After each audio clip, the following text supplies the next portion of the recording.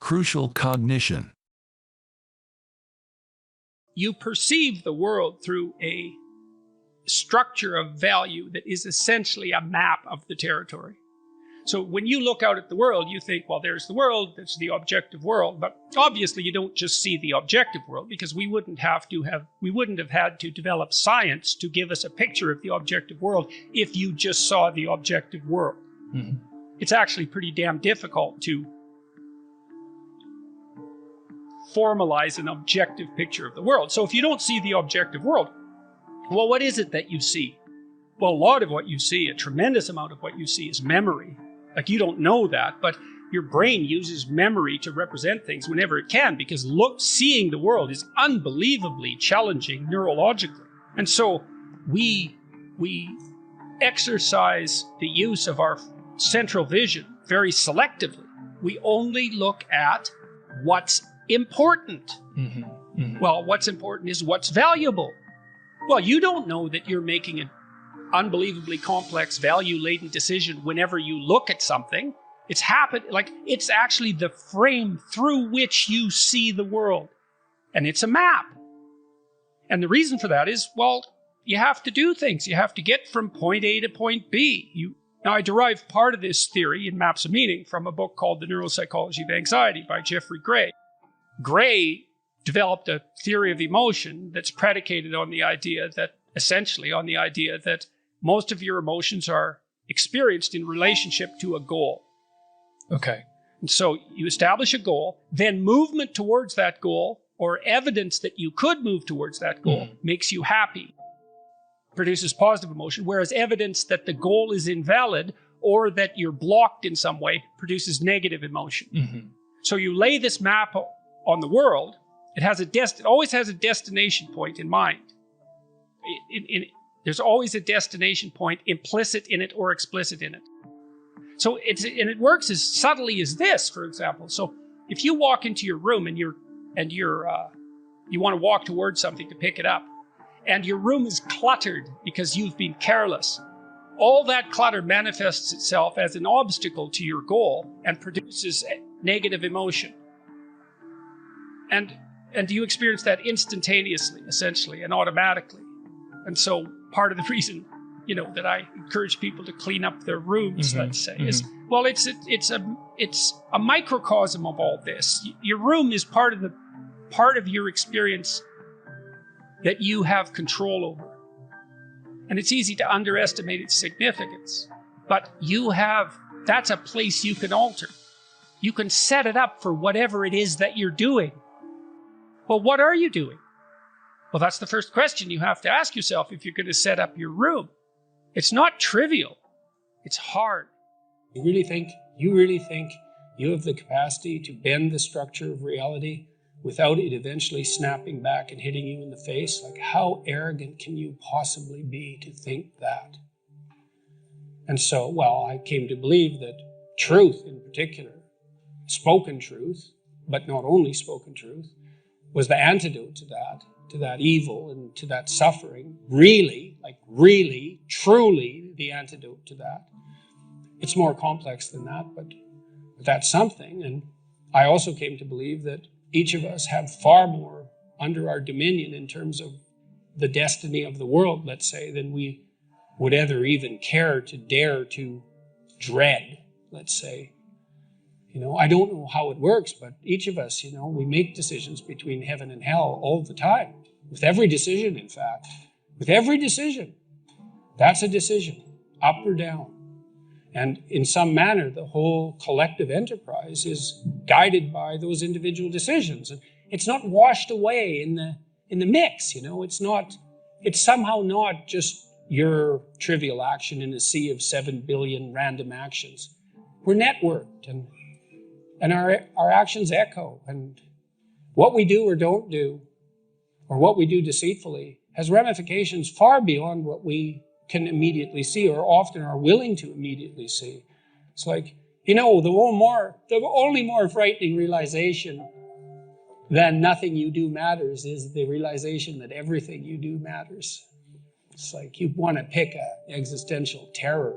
You think meaninglessness is terrifying. You try its opposite, and you'll you'll see how terrifying that is.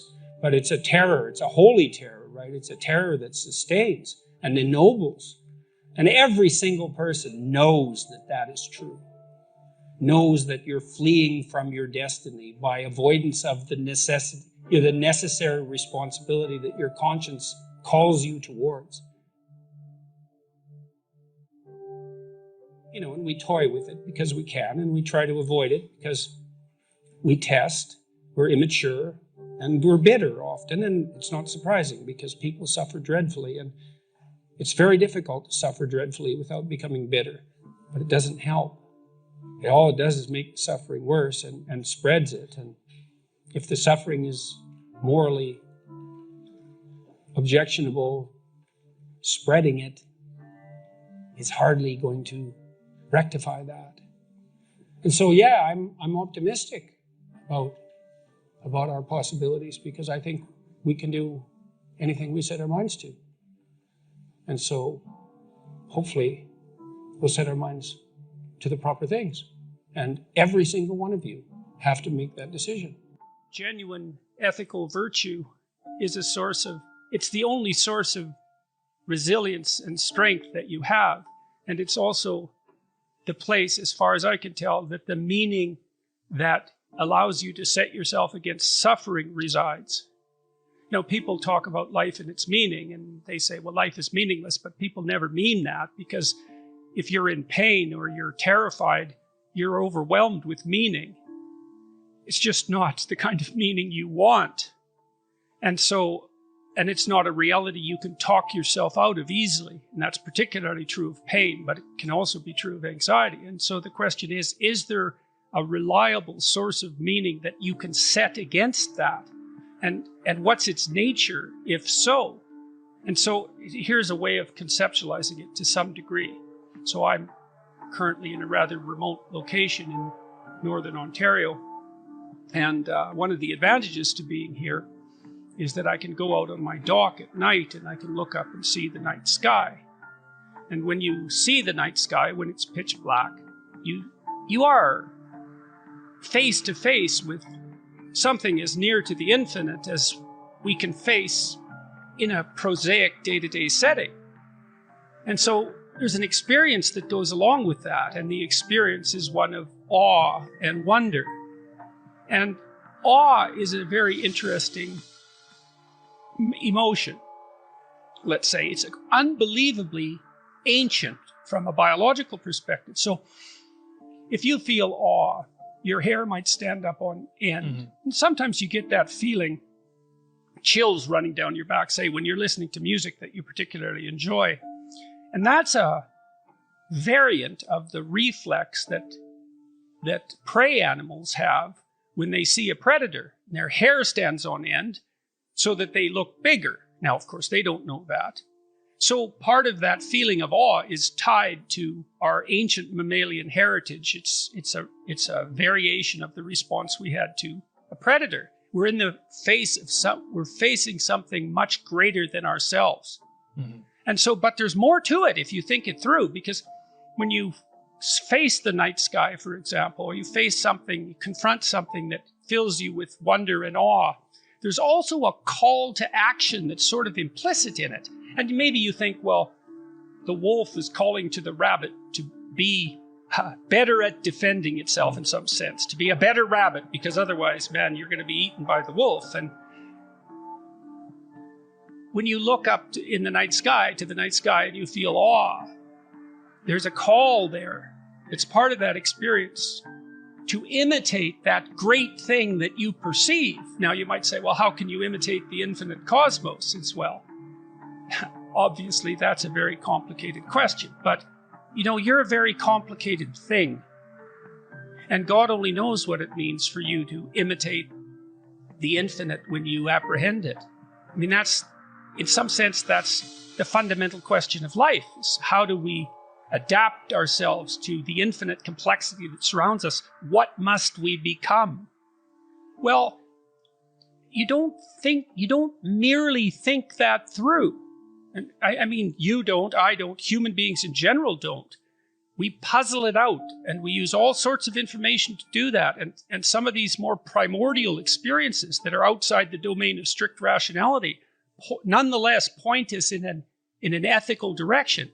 And the ethic would be, you should and could be more than you are. Well, then the question is, how do you bring that to earth? How does that look when you try to embody it day to day? Mm-hmm. Well, I would say these are obviously not my ideas. They're very old ideas. Well, maybe you ally yourself with truth to the degree that you can. Maybe you pursue beauty. Maybe you pursue the love that attaches you appropriately to other people, etc., etc. And you do that because, well, I think you do it because life is very, very difficult.